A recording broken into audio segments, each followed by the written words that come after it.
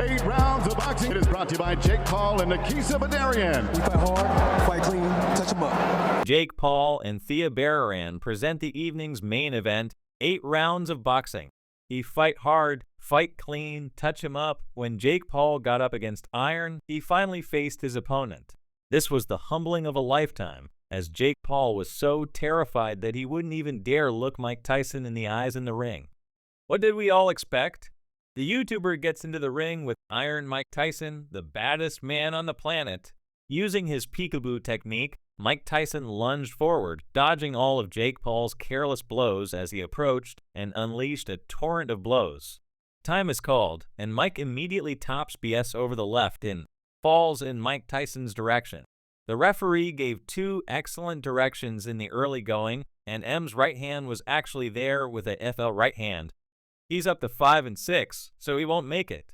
In what was arguably the most anticipated boxing match of the year, the spectacle of Jake Paul entering the ring with the legendary Mike Tyson swiftly transformed from a highly anticipated media event into a brutal reality check.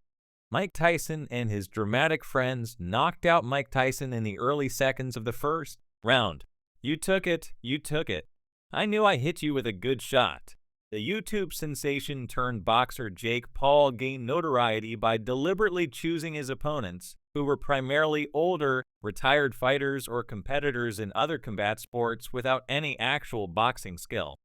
However, his most recent endeavor proved to be too much, as he faced off against a guy whose legacy in the sport is undeniable. Even though Mike Tyson was 58 years old and had long since passed his prime, the world saw that the strength and savagery that had once made him the most formidable man on the planet were still very much present. Numerous commentators and fans were captivated by the tape's story. Jake Paul, a 27-year-old man who was 6'1" and weighed 200 pounds, with a record of 9 victories, 1 defeat, and 6 knockouts. On paper, the physical differences appear to favor Paul, but as any seasoned boxing fan knows, experience, skill, and raw power often outweigh youth and size. This is something Paul would learn devastatingly from the moment the bell rang. Tyson, on the other hand, was 5'10", weighed in at 220 pounds, and had a legendary record of 50 wins, 6 losses, and 44 knockouts. This was not the Tyson of recent exhibition matches, where the pace was slow and the punches were pulled. Rather, it was a version of Tyson that fans hadn't seen in years. The former undisputed heavyweight champion of the world came out aggressively, immediately closing the distance between himself and Paul. The intimidation that Tyson carried into the ring was evident, and for the first time in his professional career, Paul appeared uncertain of himself.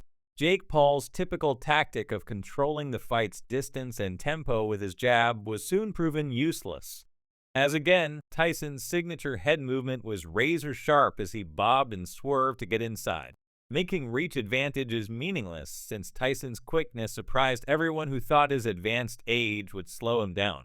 Every stride he took was planned and premeditated to position him for his deadly power punches.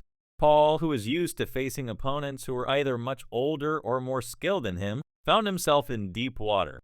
His attempts to use his jab to hold Tyson at bay were not only unsuccessful, but they also exposed him to counterattacks that came with terrifying speed and strength.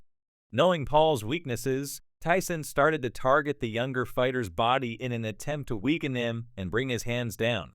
The body shots were vicious, and it was obvious that they were wearing Paul down because he winced with every blow as the first round went on. Tyson's constant pressure put Paul in awkward positions. As he attempted to avoid the approaching storm, the younger fighter's footwork, which had never been especially refined, became sloppy. Tyson swiftly stopped Paul's attempts to clinch and slow down the fight's tempo by using his superior strength and expertise to break free and carry on his attack. When the crowd realized a knockout was about to happen, they started to cheer. After delivering multiple body blows that clearly injured Paul, Tyson was able to set up his opponent for the kill in the brutally beautiful knockout. Paul was anxious to gain some distance with a wild right hand, which Tyson quickly dodged, but Tyson recognized the opening he had been waiting for. The younger fighter's body went limp before he even hit the canvas as Tyson shifted his weight and delivered a punch with his own right hand that was so quick and strong that Paul didn't see it coming. The sound of the punch reverberated throughout the arena, and the impact was so severe that it was immediately apparent the fight was over. In just one round, Mike Tyson had turned the so-called problem child into just another name on his long list of knockout victims. For Tyson, this victory was more than just another victory, it was a statement. At 58 years old, many had questioned whether he still had the ability to compete at a high level, but those doubts were dispelled in less than 2 minutes. Paul lay motionless on the canvas, unconscious and completely defeated. The referee didn't bother with a count, instead waving off the fight as the medical staff rushed in to tend to Paul. In addition to demonstrating that he was still capable of delivering the kind of knockout that had defined his career, Tyson's performance was a masterclass in boxing fundamentals, including footwork, head movement, body shots, and devastating power. More significantly, though, he had exposed Jake Paul as a fighter who, despite his record, was not prepared to enter the ring with a true legend of the sport. The fight's aftermath was just as telling as the fight itself. Jake Paul, whose reputation for being a loudmouth antics his capacity to personally choose his opponents, forced him to confront the unpleasant fact that boxing is a serious sport. He had a fictitious sense of security in Tyson because of his prior wins over opponents who were either retired or not legitimate fighters.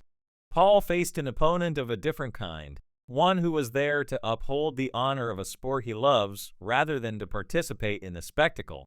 Despite all of Paul's rhetoric and bravado, his loss against Tyson was a humble experience that would probably affect his career for a long time. Paul was brutally reminded that there are several levels in this sport and that he had just entered one for which he was unprepared.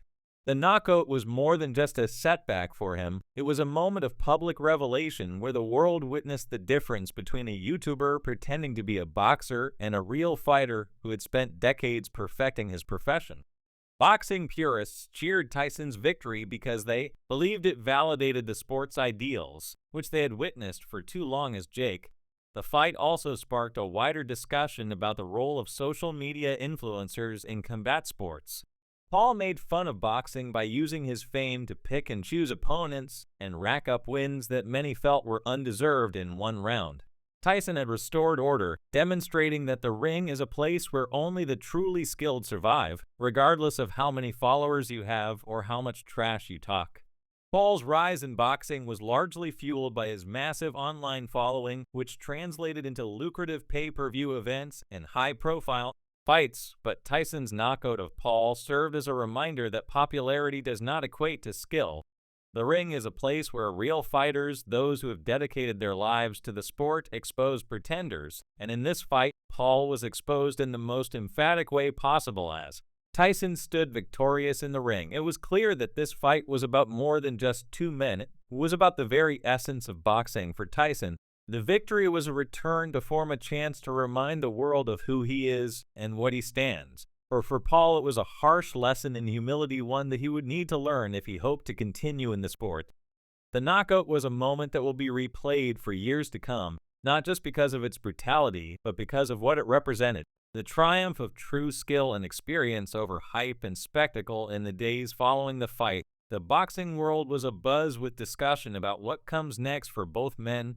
Tyson's victory created new opportunities for him. There were rumors of future bouts, possibly against other, well-known opponents who had misjudged his skills.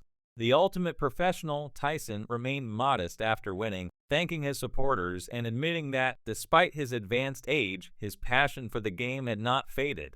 For Jake Paul, however, the future was far less assured because his confidence, which had been his greatest strength, had been destroyed. After the knockout revealed his limitations, he had to decide whether to pursue a career of spectacle fighting against opponents he could easily defeat, or to take the sport seriously and try to get better. Now that Paul had been humbled by a guy many had dismissed as being too old to compete, his supporters, who had stood by him through thick and thin, had to face the fact that their hero was not invincible.